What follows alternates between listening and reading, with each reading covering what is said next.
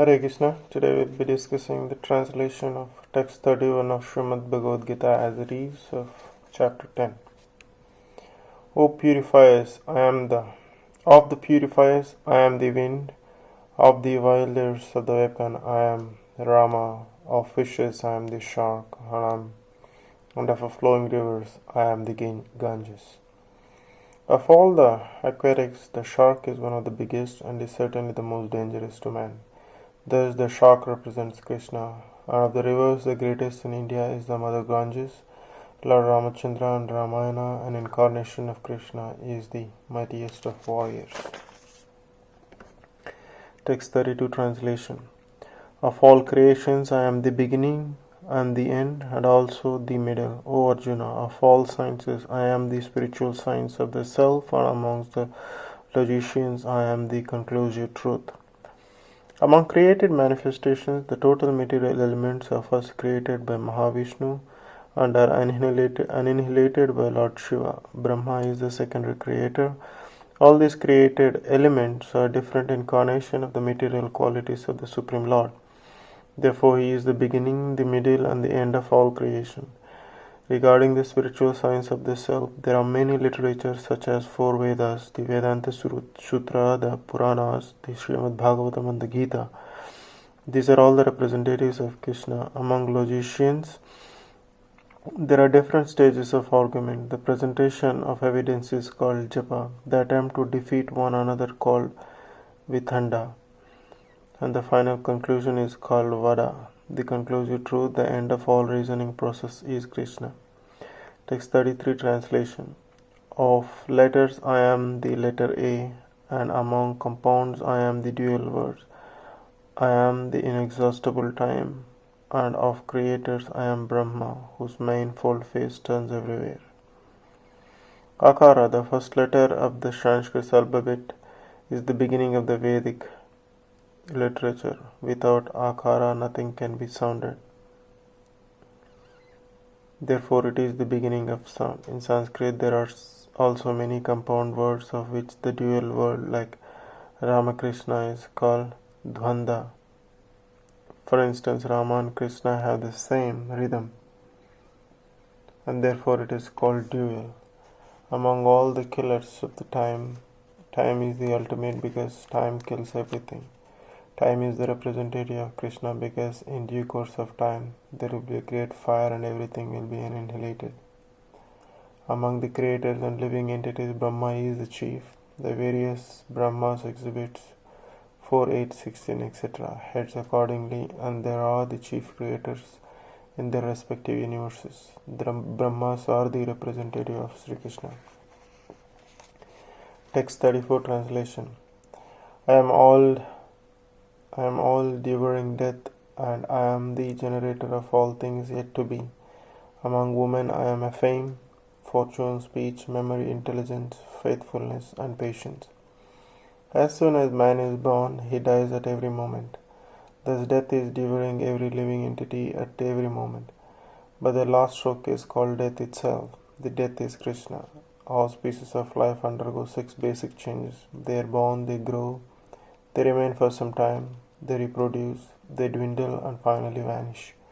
Of these changes, the first is deliverance from the womb, and that is Krishna. The first generation is the beginning of all fruitive activities. The 6 opulences listed are considered to be the feminine. If a woman possesses all of them or some of them, she becomes glorious. Sanskrit is a perfect language and is therefore very glorious. After studying, if one can remember the subject matter, he is gifted with good memory. Or smriti, one need not to read many books or different subject matter. The ability to remember a few and quote them when necessary is also another opulence. Text 35 translation. Of hymns I am the Bharat Sama sung to the Lord Indra, and of poetry I am the Gayatri verse, sung daily by Brahmanas. Of months I am November and December, and of seasons I am flower-bearing spring. It has already been explained in Lord that amongst the Vedas, the Samaveda is the rich with beautiful songs played by the various demigods. One of those songs of songs is the Bharat which has an exquisite melody and is sung at midnight. In Sanskrit, there are definite rules and regulative poetry. Rhythm and meter are not written whimsically. As in such modern poetry, among the regulated poetry, the Gayatri Mantra, which is chanted by the duly qualified Brahmanas, is the most prominent. The Gayatri Mantra is mentioned in Srimad Bhagavatam because the Gayatri Mantra is especially meant for God realization. It represents the Supreme Lord. This mantra is meant for spiritually advanced people, and when one attains success in chanting it, he can enter into the transcendental position of the Lord. One must first acquire the qualities of the perfectly situated person, the qualities of a goodness according to the laws of material nature, in order to chant Gayatri Mantra. The Gayatri Mantra is very important in Vedic civilization and is considered to be the sound incarnation of Brahman. Brahma is its initiator and it is passed down from his disciplinic succession. The months of November and December are considered to be the best of all months because in India grains are collected from the fields at this time and the people become very happy. Of course, spring is a season universally liked because it is neither too hot nor too cold and the flowers and trees blossom and flourish. In spring there are also many ceremonies commemorating Krishna pastimes. Therefore, this is considered to be the most joyful of all seasons, and it is the representative of the Supreme Lord Krishna. I am also the gambling of cheats and of the splendid. I am the splendor, I am victory, I am adventure, and I am the strength of the strong. There are many kinds of cheaters all over the universe of all the cheating processes. Gambling stands supreme and therefore represents Krishna. As the Supreme Krishna can be more deceitful than any mere man. If Krishna chooses to deceive a person, no one can surpass him in his deceit. His greatness is not simply one-sided, it is all-sided. Among the victorious, he is victory. He is the splendor of the splendid. Among enterprising industrialists, he is the most enterprising. Among adventurers, he is the most adventurous. And among the strong, he is the strongest. When Krishna was present on earth, no one could surpass him in strength. Even in his childhood, he lifted a Govardhana hill. No one can surpass him in cheating, no one can surpass him in splendor, and no one can surpass him in victory. No one can surpass him in enterprise, and no one can surpass him in strength. Text 37 translation. Of the descendants of Vrishni, I am Vasudeva, and of the Pandavas I am Arjuna, of the sages I am Vyasa, and among the great thinkers I am Usana. Krishna is the original Supreme Personality of Godhead, and Vasudeva is the immediate expansion of Krishna. Both Lord Krishna and Baladeva appear as sons of Vasudeva. Among the sons of Pandu, Arjuna is famous and valiant. Indeed, he is the best of men and therefore represents Krishna.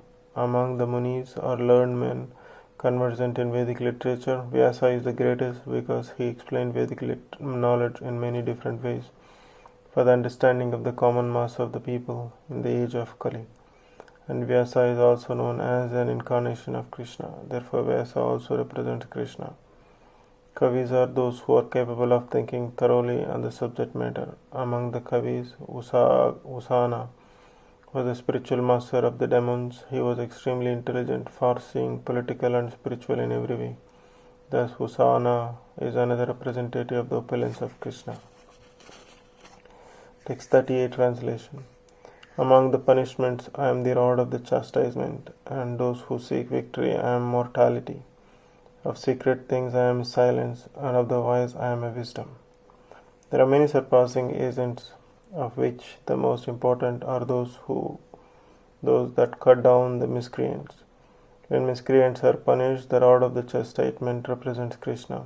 Among those who are trying to be victorious in some field of activity, the most victorious element is mortality. Among the confidential activities of hearing, thinking and meditating, silence is the most important because by silence one can make progress very quickly.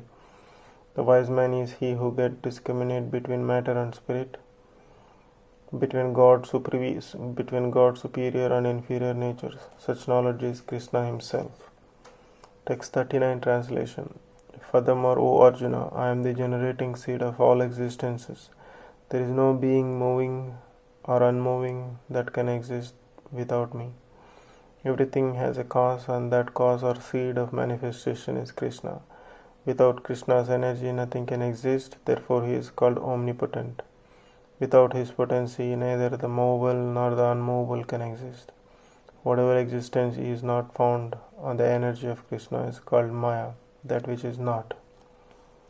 Text 40 translation. O mighty conqueror of enemies, there is no end to my divine manifestation. What I have spoken to you is but a mere indication of my infinite opulences.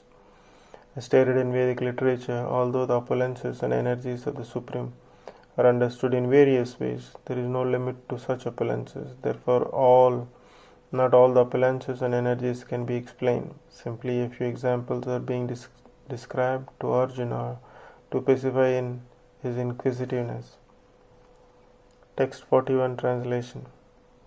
Know that all beautiful, glorious and mighty creations spring from but a spark of my splendor. Any glorious or beautiful existence should be understood to be but a fragmental manifestation of Krishna's opulence. Whether it be in a spiritual or material world, anything extraordinary opulent should be considered to represent Krishna's opulence. Text 42 translation.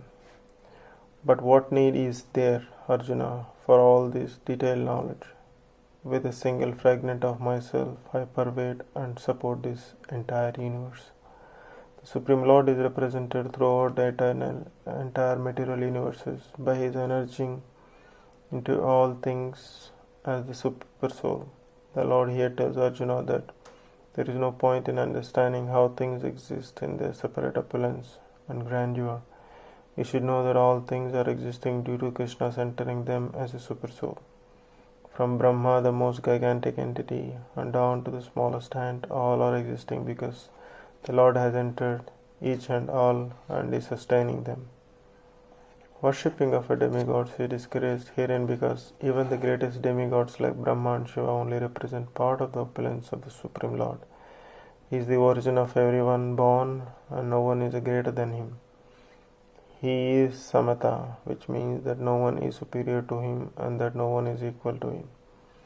In the Vishnu mantra it is said that one who considers the Supreme Lord Krishna is the same category with the demigods, be they even Brahma or Shiva, becomes at once the atheist. If however one thoroughly studies the different descriptions and of the opulences and expansions of Krishna energy, then one can understand without any doubt the position of Sri Krishna and can fix his mind in the worship of Krishna without deviation. The Lord is all pervading by the expansion of his partial representation, the Super Soul, who enters into everything that is pure. Devotees therefore concentrate their minds in Krishna consciousness in full devotional service. Therefore, they are always situated in the transcendental position. Devotional service and worship of Krishna are very clearly indicated in this chapter in verse 8 to 11. That is the way of pure devotional service. How one can attain the highest devotional perfection of association with the Supreme Personality of Godhead has been thoroughly explained in this chapter. Thus end the Bhaktivedanta purpose of the 10th chapter of Srimad Bhagavad-Gita as it is, the matter of the opulence of the Absolute. Hare Krishna, keep listening for the chapter 11. Thank you so much.